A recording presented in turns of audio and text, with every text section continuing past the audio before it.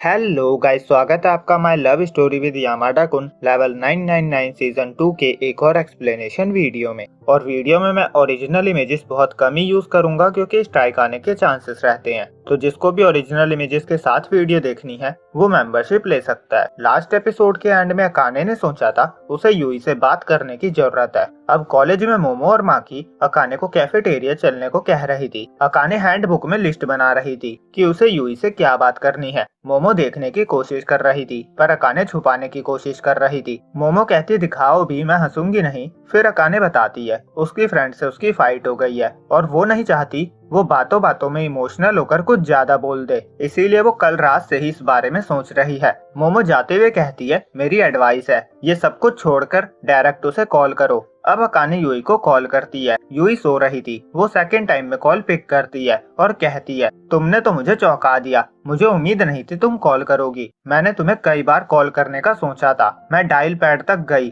पर कॉल नहीं कर पाई। मुझे लग रहा था तुम गुस्सा हो, इसीलिए मैं डर रही थी। मैंने इतनी बुरी बातें कही, तुम्हारे बीएफ के बारे में भी बुरा भला बोला। आई एम सॉरी, वो सब झूठ था। मेरे सब दोस्त मुझसे तंग आ चुके हैं, तुम भी मुझसे परेशान हो गई होगी। सबने मुझे रन को छोड़ने को कहा पर मैं नहीं कर सकी और इसीलिए मैं खुद को दूसरों से कंपेयर करने लगती हूँ और जेलस हो जाती हूँ और फिर बुरा बर्ताव कर देती हूँ। सॉरी, मैंने तुम्हें निराश किया। अकाने सोच रही थी मुझे पहले ही कॉल कर लेना चाहिए था। और मोमो कैफेटेरिया से उसके लिए कुछ पीने का लाकर रख देती है और फिर चली जाती है। अब अकाने यूई से कहती है मेरे साथ भी ऐसा होता है। मैं तुम्हारी फीलिंग्स को पूरी तरह तो नहीं समझ सकती पर थोड़ा बहुत समझ रही हूँ। जब मेरे बॉयफ्रेंड से ब्रेकअप हुआ था तो मुझे भी लगा था मेरी फ्रेंड मुझसे तंग हो गई होगी। मैं स्कूल नहीं जाया करती थी, मेरा कुछ करने का मन नहीं करता था, पर हम अभी भी दोस्त हैं। ऐसे टाइम आते रहते हैं पर हमने साथ में कितने मजे किए हैं। मुझे पता है तुम्हारा टफ टाइम चल रहा है पर तुम्हारे पास और भी चीजें हैं करने को।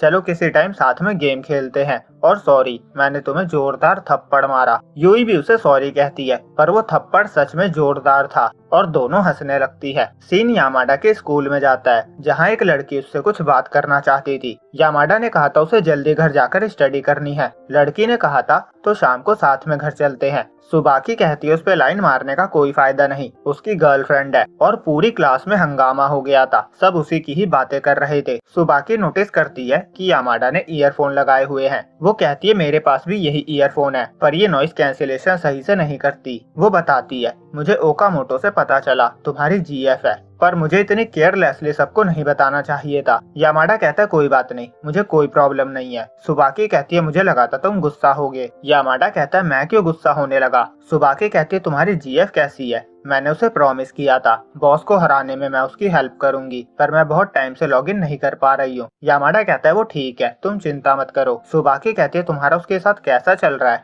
यामाडा कहता है सब अच्छा है। सुबाकी कहती है तब तो तुम्हारे लिए अच्छा है कि तुमने मुझे रिजेक्ट कर दिया। सॉरी जोक था, मैं जोक मारने में बुरी हूँ। मैंने सोचा मैं खुद को खुश रखने की कोशिश करूंगी। और वो मन में कहती है पर मैं नहीं कर सकती। यामाडा कहता है सब तुम्हारा वेट कर रहे हैं। सुबाकी कहती है उनसे कहना मैं एग्जाम के बाद जल्दी ही लॉगिन करूंगी। दूसरी तरफ कन्वीनियंस स्टोर पे हासेगावा और अकाने की आर्ग्यूमेंट हो रही थी। अकाने कह रही थी तुमने मेरे गिल्ड मास्टर के बारे में गलत समझ लिया है, वो ऐसा नहीं है और वो जूनियर्स को अच्छे से सिखाता है। और शिनोहारा की शिफ्ट खत्म हो गई थी, वो जाने वाली थी। बॉस उसे बताते हैं वो डिप्रेस्ड है क्योंकि आज अकाने का लास्ट डे है। शिनोहारा कहती है उसका कॉलेज पास में ही है, उसने कहा वो यहाँ से होती हुई जाया करेगी। दूसरी तरफ आर्ग्यूमेंट कंटिन्यू थी। हासेगावा कहता है मैं लड़कियों को नहीं समझ सकता और अकाने कहती है तुम यूई को लाइक करते हो ना। हासेगावा कहता है तुम्हें कैसे पता। अकाने कहती है लास्ट इंसिडेंट में रैन से ज्यादा फिक्र तुम्हें यूई की हो रही थी, मैं तो देखते ही समझ गई थी। हासेगावा कहता है मैं मना तो नहीं कर सकता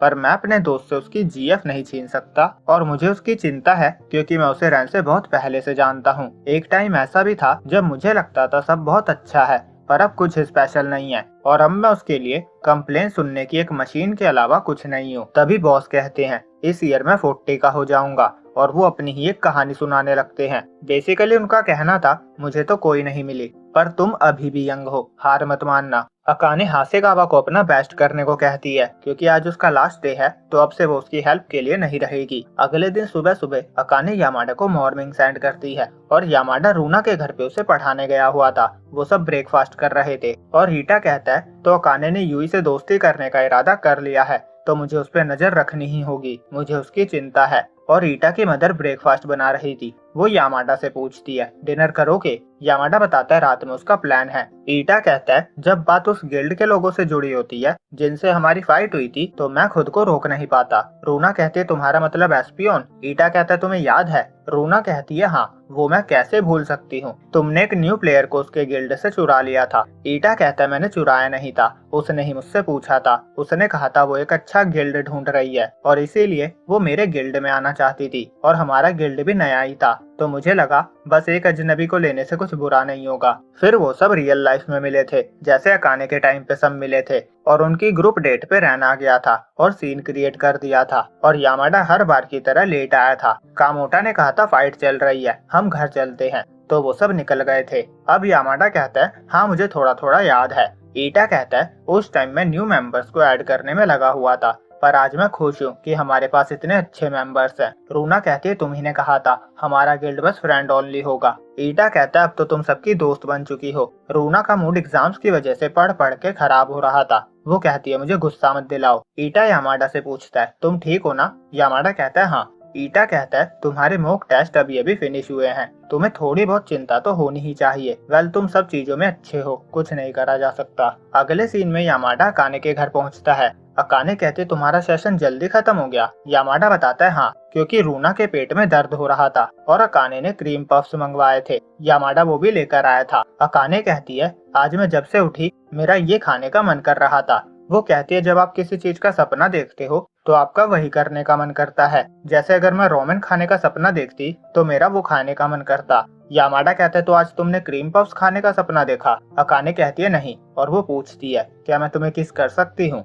यामाडा पानी से घरारे कर रहा था और ये सुनते ही वो पानी निगल जाता है। पानी पी के वो फटाफट अकाने को जाकर किस करता है और पूछता है, क्या कुछ हुआ है? अकाने कहती है, तुम्हें ऐसा क्यों लगा? यामाडा कहता है, क्योंकि आज तुम अजीब लग रही हो। नॉर्मली जब हम दोनों अकेले होते हैं तो तुम गार्डेड होती हो। अकाने कहती है, आज मैंने तुम्हें किस करने का सपना देखा और तभी मैंने डिसाइड कर लिया था कि मैं तुम्हें किस करूंगी। तभी यामाडा उसे हक करता है। वो धीरे धीरे बैठ जाते हैं और किस करते हैं और अकाने सोच रही थी, अचानक से किस करने से यामाडा को अजीब तो नहीं लग रहा होगा। मैं हमेशा से इन चीजों का ध्यान रखती हूँ और कोशिश करती हूँ कि केयरलेस ना हो और उसे ज्यादा ना देखूं, पर आजकल मैं कंट्रोल नहीं कर पाती। और किस करते करते ये एपिसोड एंड होता है। मैं ऑनेस्टली कहूँ, इसकी वीडियो बेयरली 8 मिनट की बन रही है, क्योंकि इसे कंटिन्यू करने का मेरा मन ज्यादा नहीं हो रहा है। बिकॉज ऑफ व्यूज मुश्किल से 1.5 के होते हैं। तो बस एफर्ट के लिए लाइक और कमेंट करते रहो। मिलते हैं अगली वीडियो में, जब तक के लिए बाय बाय।